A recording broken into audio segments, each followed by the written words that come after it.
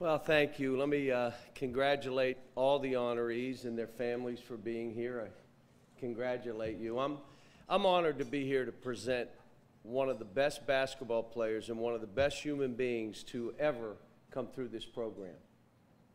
Anthony Davis is special, and not only because of his one eyebrow. I've got to tell you some quick stories that will give you a feel for what Anthony and his family are about. First of all, will his family stand? Everybody, come on, stand up. There you go. Not you, but everybody, stand up. You got to see. Marlon, Nyla, where are you guys? And you guys can sit now. Now, let me say this. When I went into his home for the visit, they were all there.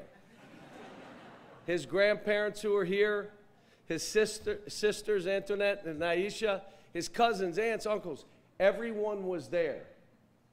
And as I approached the recruitment, just like I did with every kid, I'm not going to promise you a whole lot. I'm not going to tell you this is for everybody. I'm basically saying it isn't for everybody, but you can thrive here. Anthony looked at me and said, Coach, I don't care how you play me. I don't care where you play me.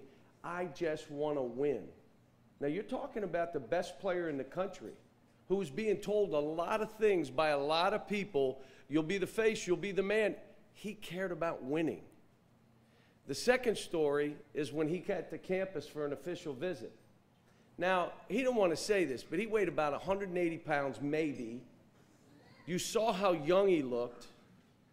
Dr. Todd comes in the gym and sits next to he and the family.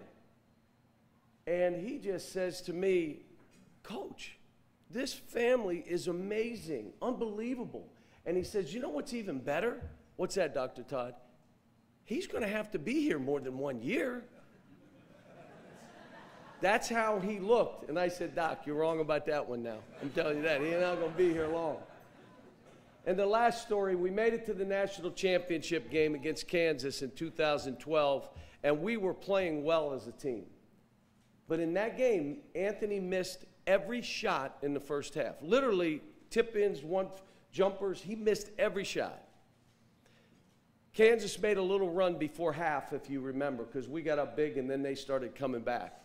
He's walking in the locker room, and I'm about 5 steps behind him, and it was a big, long room.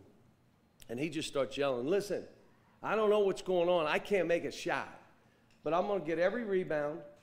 I'm going to block every shot, and you guys score. And that's what happened. Duran, Terrence, Darius, Marcus, Michael, they all scored. Anthony had 1 basket in that game. Now, as time goes by, it becomes 10, 11, 12 baskets. He had 1 basket in that game, and he won the MVP. Lastly, his grandparents, his parents, his sisters, they all believed in us and the process. They believed in Coach Payne beating the crap out of him every day. They trusted us, and I want you to understand, their grandson, their son, their brother, the best player in the country, maybe in the last 10 years, was going to be the #1 pick in the draft, took the 5th most shots on our team. By the end of the year, he got a little greedy and started shooting more, but he still, at the end of the year, was shooting. He was the 4th leading shot taker on our team. Michael Kidd was the 5th. And Anthony was the 1st pick of the draft. Michael was the 2nd pick of the draft. Never been done in any sport. And you know what? They set the standard, cemented the culture here that numbers don't matter. It's about putting your teammates first and winning. That's what Anthony Davis did for us. We all know him. He's a terrific basketball player.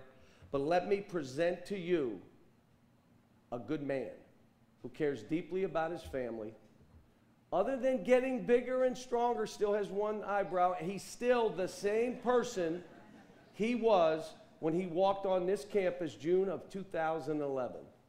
Let me present to you Anthony Davis.